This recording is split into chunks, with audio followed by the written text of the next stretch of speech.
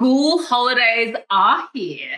And a lot of the families that I work with are in two camps, right? Like we have the families that are like, oh no, school holidays, like it's not a great time for our family. And then we have the other families who are like, yes, love it, take the pressure off, lower demands, I don't have to lunch boxes. But there's one thing I think both groups have in common, and myself included, is we have a different idea of what holidays is like to the reality of what holidays is like. So this episode is about surviving school holidays without burning yourself out. So every year when it came around to school holidays, I don't know, is there more school holidays these days than there used to be? I feel like I always picture school holidays as being like time for the family. We're going to slow down. We're going to connect. We are going to do fun family outings together.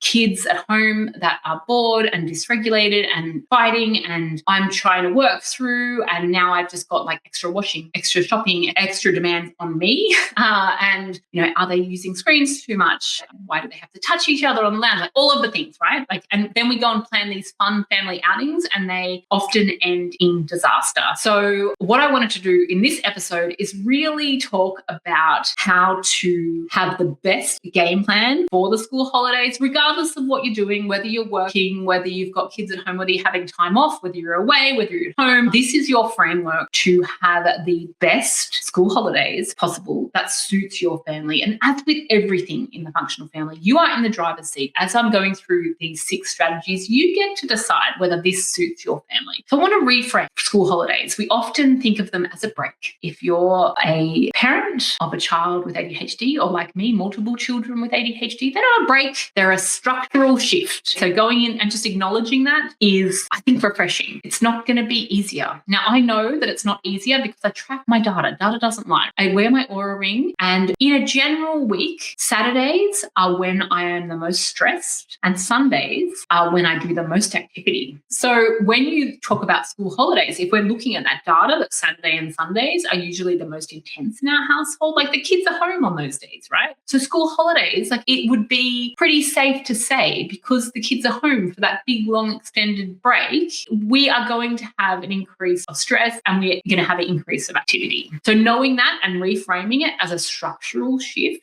can be helpful. So structure drops, demands actually rise on the parent, even though they might be lowering on the child, and expectations stay the same. So we still have to feed them and like make sure no one dies. Like that feels like a full-time job in our house. And, you know, have activities for them to do. And they still have to have clean clothes and like groceries, like there still needs to be food in the fridge and all of those things. We need to make sure that we have a bit of a plan for this so that our nervous system is protected as much as possible. It is not about thriving. It's about staying resourced enough to get through it. So number one, we know that capacity is the starting point. So before you even get up, make your kids breakfast, this is strategy number one. We want to look at your capacity for the day. So how are you doing? Because your regulation is key for this. Your capacity is key for this. So we're just going to do a quick scan, and this might be a really cool post-it note for your bathroom mirror. How are you going? How's your energy? Is it high, low, medium? How's your patience? Do you feel like you've got a lot of patience today? How's your sensory tolerance? How's your mental load? Do you feel like there's too much coming at you today? Or do you feel like you've got a bit of capacity for this? So we're just doing an internal scan of those things, because that gives us the information to say, okay, is it a low key day? Do we need to scale today back? Yes, we might have planned to do a Miranda Fair and do this shop, that,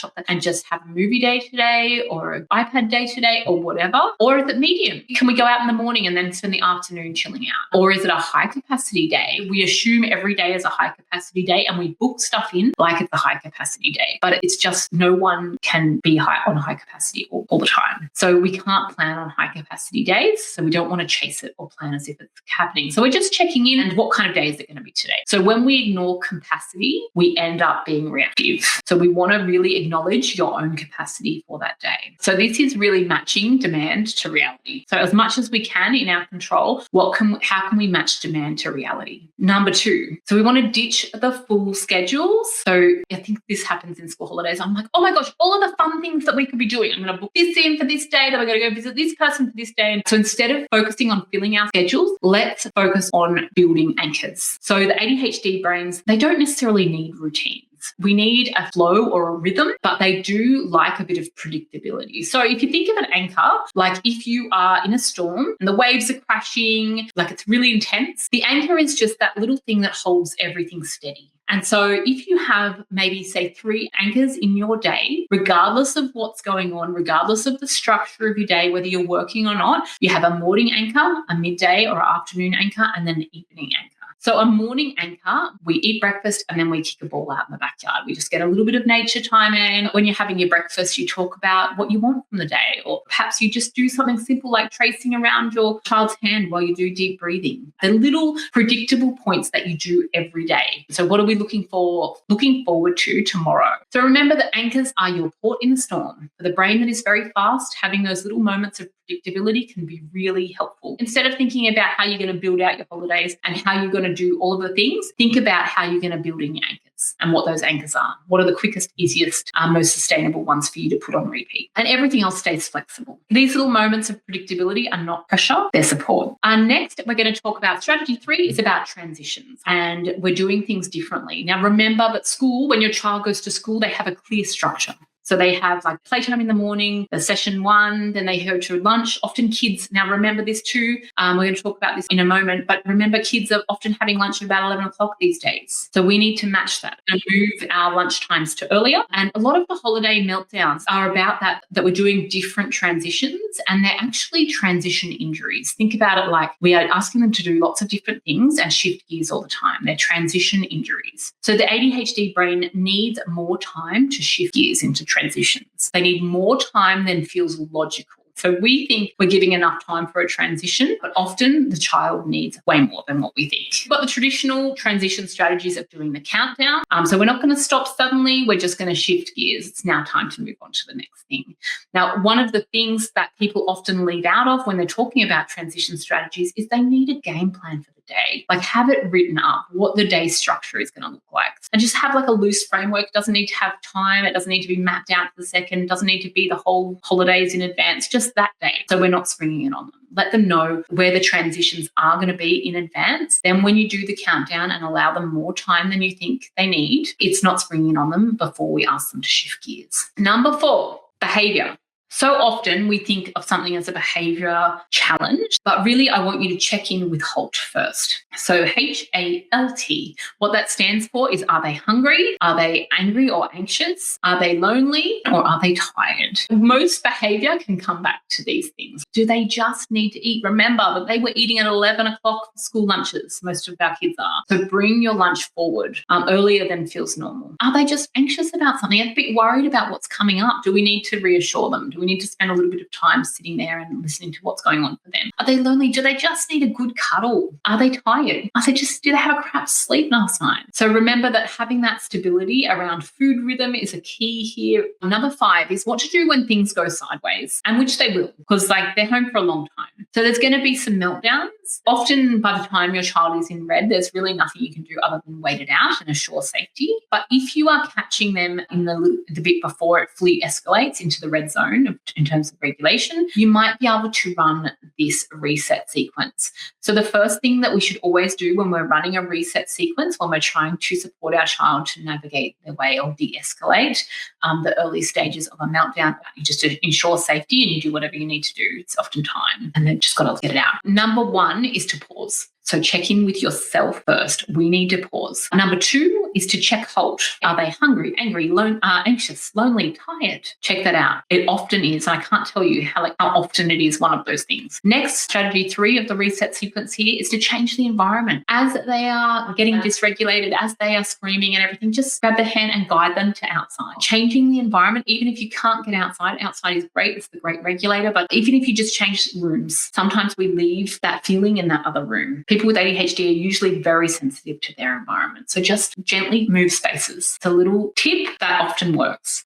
Maybe they need to do a sensory or movement reset. That's number 4. So maybe we just got to get some energy out. Maybe we're just going to punch the pillow. Maybe we're going to jump on the trampoline. Maybe we're going to go on the death swing. that we have in our backyard. Maybe there's something else that we can do to just reset and come back to what we were talking about after we've done this thing. Maybe it's about connection, so reconnecting with your child, just giving them that eye contact if they're comfortable with that, spending a couple of minutes having that interest in whatever they were doing before this all kicked off. And then number 6 is, once everyone brought things down a couple of notches, once we are regulated again, to choose the next right step, to really work with them to work out what the next thing is, because sometimes the next right thing isn't going back into exactly the activity that caused them to become dysregulated in the first place. Maybe we need to go to something else first, and then we can circle back around to that other thing. I remember when there's dysregulation in the picture, it feels like we need to do more. We need to take action, right? You get a nasty email from your boss and your first thing is, I've got to respond to that straight away. It's almost never the right thing to do, because dysregulation loves action. But the pause, or the power of the pause, is a key fundamental strategy. Often when we pause and just think about it for a minute, so sometimes the best thing to do is nothing for a minute. Unless safety is involved, then all bets are off. Just do what you got to do. So remember also with words, talk less. So when your child is becoming dysregulated and things are going sideways, less words the better. Keep things to the absolute minimum. Just use very, very minimal language. It's not your job to work out who was right or wrong or anything like that. All you're going for is regulation and buying time. So you might like to use a script like, I'm here, you're safe, we're just going to take a pause and then we'll come back to this after. Any sort of script like that is really good. It's just saying, I'm here, you're safe, but we're not going to handle all of this right now when we're dysregulated. We're buying time, we're taking a pause. Next up, strategy number 6, what to do when regulation is not strong. It's so hard, but when you're doing it day in, day out, it becomes, your capacity is lower. And that's why that step number 1, that check-in, is just so important. When you regulate as the primary caregiver, your house regulates. You are the guiding post. So have you ever noticed on the days that you're freaking over it and you're tired, everyone's dysregulated? It's like they sense your weakness and everyone's all over the shop. It's because you are the guiding force. So remember that you also need an SOS plan before you overload. Checking in the morning every day of school holidays, it only takes a minute. You can do it in your head. You don't have to write stuff down. That is a key fundamental tool. You should also have a list of guilt-free things that you do on your phone to help yourself regulate. I've got a list. It might be put on a show, cancel the rest of the day. You might need to step outside. I do this thing when I've got a few different dysregulation strategies. So when things are kicking off, I often go, I'm going out the backyard to have a cup of tea with the bees. So I go and I make myself a cup of tea and I sit up and I stomp up there really angry and I sit with the bees, even though they low-key want to kill me. I sit with the bees and I drink a cup of tea. And sometimes my kids will, and all like what they're bringing to the table, will follow me up there, and I'll just say to them, guys, I'm just sitting with the bees having a cup of tea. If you want, you can be here. You're absolutely safe, and kind, welcome to be here, but you've got to be quiet just while I'm with the bees. And so when things are really kicking off, I often go for a drive and sit in my car and do deep breaths by the ocean. I'm only a couple of minutes from the ocean, and so it's quite nice to just take a deep breath. But a lot of the time it's about going into the backyard, just having a moment, giving them some screen time, putting the TV on, whatever you need to do to regulate first. Choose the easiest option that's the most accessible for you. Not going to be able to be flawless in your regulation game. No family that I work with is completely regulated all the time. It's just not possible. We really want to have a sustainable holiday that protects the adult's nervous system first. There's a lot of talk about helping our children regulate and co-regulation and everything. I would actually say that the adult being able to support their nervous system first is more important. And I think that having those strategies in a list on your phone, because when you're dysregulated, you won't remember them. So I wanted to wrap up this by giving you a couple of free resources so that you can do what feels right for you in this holidays. If you're interested in diving even more deeper into this and joining us for a week of free training in March, first week of March, I'm going to be doing free parent workshops. We're going to be doing one workshop every day for 4 days. There's going to be cash prizes and workbooks and an action step. It's going to be truly amazing in terms of getting practical support for your family. And also I have a decluttering checklist. So if you're like me and you are sensitive to your environment, I've got a free decluttering checklist. Even though there is lots flying around for our family, decluttering things or creating at least some of the space in the house that you feel good about can be really helpful. And I also have a start the year right checklist. Now, these are the things that I do in January every year. I book stuff in for the whole year because I know when it comes to, especially when it comes to regulation here. So I've got a few very key intentional actions that I take in January that make the year a lot easier for me. So I start the year right. And so I've got a checklist for you and to give you some ideas of what those things are. So you can go through that checklist or customize it to be your own checklist for things that are important to you. I hope that has allowed you to absorb a few strategies and take one or two things away that is going to help you survive the school holidays. Remember that your family doesn't have to look like anyone else's. You get to do your family your way.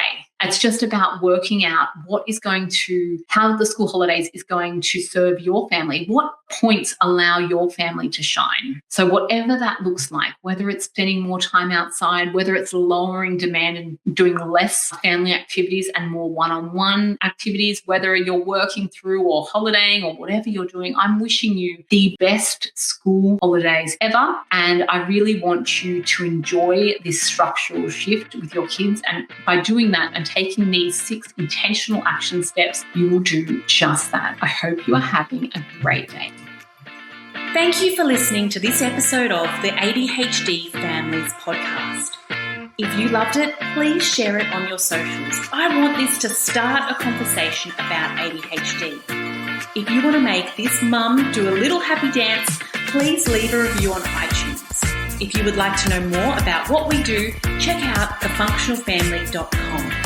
I truly hope that you enjoyed this podcast and you use it to create a wonderful, effective, joyful life with your beautiful children.